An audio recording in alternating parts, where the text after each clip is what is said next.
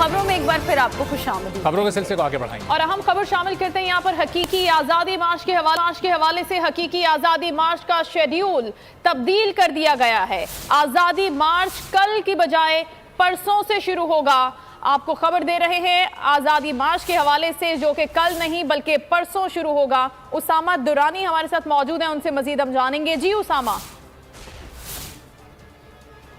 जी बिल्कुल, ये एक रोज़ का इजाफा जो है वो किया गया है। जो कल ऐलान किया गया था गुज़िश्ता रोज़ इमरान खान की जानिब से कि लॉन्ग मार्च जो है वो मंगल वाले दिन शुरू किया जाएगा, दोबारा से वज़ीराबाद के मकाम से जहाँ पर ये ख़त्म किया गया था। लेकिन अब इसमें सिर्फ एक दिन की तोसी की गई है। अब ये लॉन्ग मार्च जो है वो बुध वाले दिन शुरू किया जाएगा। ये कुछ ही देर पहले जो सीनियर सहाफ़ी थे उनसे गुफ्तगू करते हुए इमरान खान ने ये जो है वो नई अपनी स्टेटमेंट जारी की है। और इस वक्त जो बुध वाले दिन जो है वो ये शुरू होगा। और इसके अलावा उनका मज़ीद ये कहना था कि हमारा जो मिशन है, हमारा जो ये लॉन्ग मार्च है, ये अपनी जो हमारा जो मुतालबा है वो हर सूरत मनवा कर ही हम वापस लेंगे। और उनका ये भी कहना था कि किसी सूरत भी इम्पोर्टेड हुकूमत से समझौता मुमकिन नहीं है और मैं किसी सूरत भी अपने मुतालबे से पीछे हटने वाला नहीं हूँ। और उनका साथ साथ ये भी कहना था कि हमारा लॉन्ग मार्च जब इस्लामाबाद तक पहुँचेगा तो जब तक इम्पोर्टेड हुकूमत जो है वो इलेक्शन की कॉल नहीं देगी तब तक हम वहाँ से वापस आने वाले नहीं हैं। जी